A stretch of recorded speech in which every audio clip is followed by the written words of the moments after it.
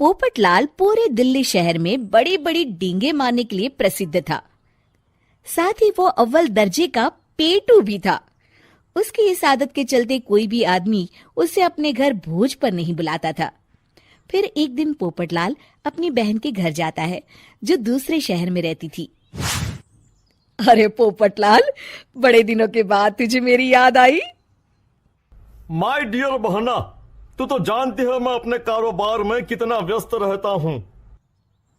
हाँ, तेरी बात भी सही है। अब आया है तो कुछ दिन ठहर के जाना। अरे दीदी, ये भी कोई कहने की बात है। श्यामा देवी पोपटलाल को रहने के लिए एक कमरा दे देती है। अगली सुबह पोपटलाल जोर जोर से गरारे करना शुरू कर देता है। नकुल की पत्नी नींद से जाग जाती है और घबराकर अपने पति नकुल को जगाती है। अरे उठिए, लगता है हमारे घर में कोई जानवर घुस आया है। कैसी अजीब अजीब आवाजें निकाल रहा है। मुझे तो बड़ा डर लग रहा है। अरे कोई जानवर नहीं है भाग्यवान, पोपटलाल मामा जी हैं, अपना गला साफ कर रहे हैं। इतनी सुबह सुबह? अभी तो सिर्फ 4 बजे हैं। मामा जी इसी तरह से जल्दी उठ जाते हैं। अच्छा, ठीक है। नकुल की पत्नी जैसे ही सोने लगती है और जल्दी नाश्ता भी करते हैं।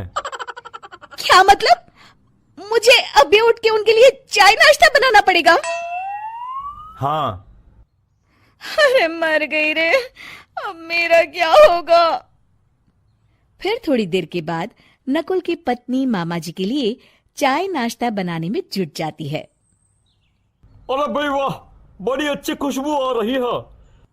बहू, जो भी बना रही हो फटाफट ले आओ, जोरों की भूख लगी है। हाँ मामा जी, अभी लाती हूँ। देखते ही देखते पोपटलाल सारा नाश्ता चट कर जाता है। बहू, कल से पराठे में देसी घी ज्यादा डालना, आज कुछ मजा नहीं आया। हे भगवान, इसका नाम तो पेटू लाल होना चाहिए था। पूरे 10 लोगों का नाश्ता अकेले हजम करने के बाद भी इन्हें मजा नहीं आया। इस तरह रोज पोपटलाल सुबह सुबह घर के सभी लोगों को नींद से बेवक्त जगा देता था और हमेशा खाने की उल्टी सीधी फरमाइश करते रहता था। देखते ही देखते गुप्ता परिवार की दिनचर्या अस्त व्यस्त हो जाती है। अरे भाई, खाने का असली मजा तो इस घर में है। अरे माँ, ये पोपटलाल मामा यहाँ और कितने दिन रुकेंगे? ये अकेले इतना खाना खा जाते हैं कि आज राशन वाला मुझसे पूछ रहा था कि अरे भाई, क्या आप लोगों ने घर में हाथी पाल लिया है? अरे बेटा, अब घर के मेहमान को कोई सीधे मुंह कैसे निकाल सकता है? माँ जी, अब बर्दाश्त की इंतहा हो गई है। मैं अकेले इतना काम नहीं कर सकती। आखिर मैं भी इंसान हूँ। मैं कल ही अपने मायके चली जाऊंगी। अरे भाग्यवान, हम सबको मुसीबत में अकेला छोड़कर तुम कहाँ जा रही हो? जरा सब्र करो, मैं कुछ सोचता हूँ। अगले दिन एक डॉक्टर साहब उस घर में आते हैं। अरे नकुल बेटा, ये डॉक्टर यहाँ क्यों आया है? अरे मामा जी, माँ की तबीयत बहुत खराब है।